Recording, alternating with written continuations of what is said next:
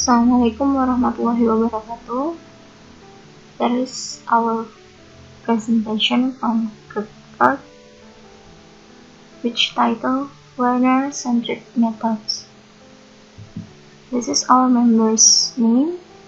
First, Khairil Matfukah. Second, Umidah Lestari. Third, Sarah Ekamati. This is our concept. First, learner-centered method. Second, communicative competence models. Third, types of CLT. Fourth, characteristics of CLT. 5. Advantages of CLT. 6. Disadvantages of CLT. Learner-centered method. Learner-centered method refers to the communicative teaching or CLT. CLT is not a unified method. It has a number of different syllables. CLT, which is sometimes called communicative syllabus or communicative approach, has spread widely and has become fashionable in the second or foreign language area in the last quarter of the 20th century.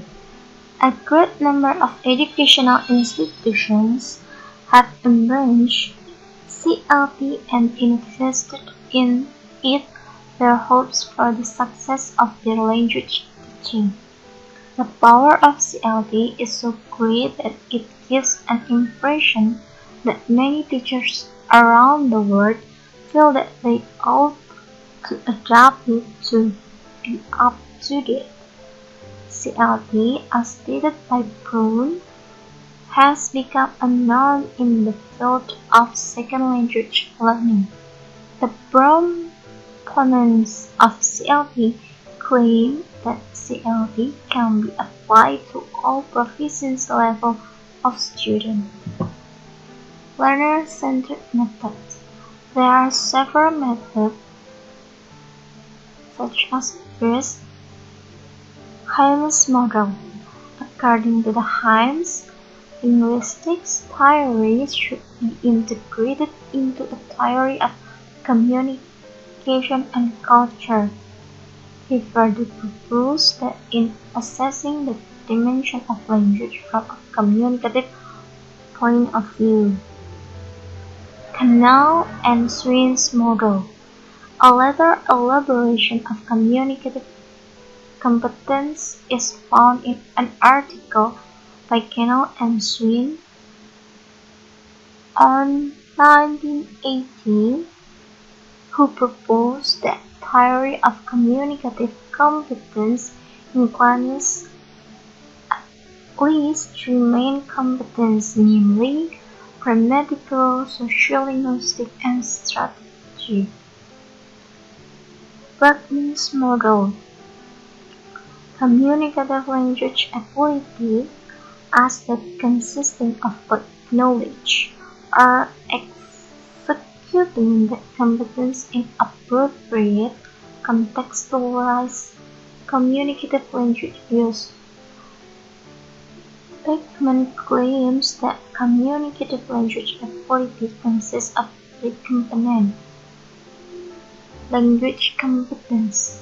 First, language competence or knowledge, strategic competence, and psychological machine. Types of CLT. First, task completing activities, information gathering activities, opinion sharing activities, information transfer activities, reasoning gap activities, and last, role play. The characteristic of CLT. Classroom goals are focused on all of the components, like grammatical, discourse, functional, sociolinguistic, and strategic, of communicative competence. Goals, therefore, must intertwine the organization aspect of language with the pragmatic language techniques are designed to engage learners in the pragmatic, authentic, functional use of language for meaningful purpose. Organizational language forms are not the central focus, but rather aspects of language that enable the learner to accomplish this purpose. Fluency and accuracy are seen as complementary principles underlying communicative techniques. At times, frequency may have to take on more importance than accuracy in order to keep learners meaningfully engaged in language use. Students in communicative class ultimately have to use the language productively and respectively in unrehearsed, equipped students with the skill necessary for communication in those contexts. Students are given opportunities to focus on their own learning process, forge an understanding of their own style of learning, and through the development of appropriate strategies for autonomous learning. The role of teacher is that of facilitator and guide, not an all-knowing, the tower of knowledge. Students are therefore encouraged to construct meaning through genuine linguistic interaction with others. Communicative syllabus of CLT. First, construct Will's function by Wilkins at 1976. The syllabus maintains the separation of the two components of form and communicative function. Second, functional spiral around a structural curve by Bromfield at 1980. This communicative syllabus type represents a structural progression in a communicative framework.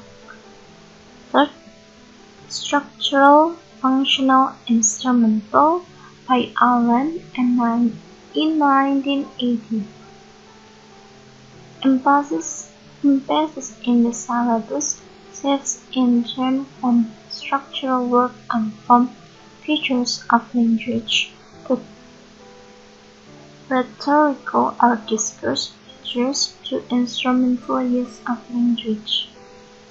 Fourth, functional by German Hartlin in 1975. The approach used in the syllabus is that the objective, which is stage in terms of communicative function, determine the function needed, and the function determines selection and sequencing of grammatical materials. Fifth, national by Wilkins in 1976.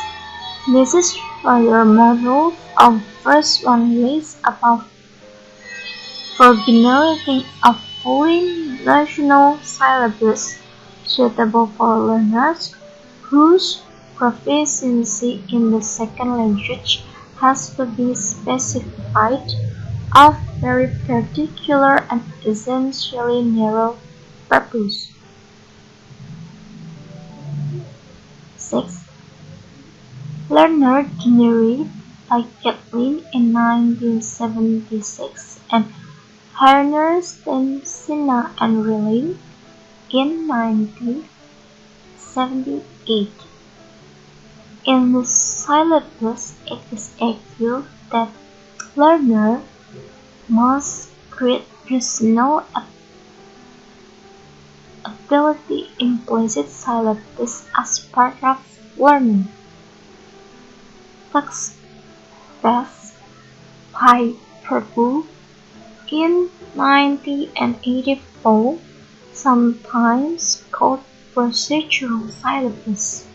The text-based syllabus emphasizes task specification and task organization to support communicational teaching. Instructional by Windowson in 1979, these types of syllabus emphasize interaction of teacher and student. Content-based by Kempf in 1983 and Mohan in 1979. The syllabus is commonly used in immersion programs in which the main aim of instruction is to teach some content or information using the language the student are also learning. Advantages of CLD. First, students actively develop knowledge and skills learner. Second, students are actively involved in managing knowledge. Third, not focus only on mastering the material, but also developing learning attitudes or lifelong learning. Fourth, teacher function as a motivator, facilitator, and evaluator.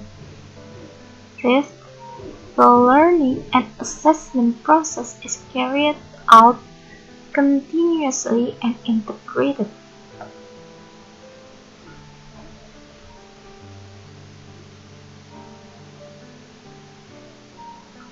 Six, statistics can be used as learning resource.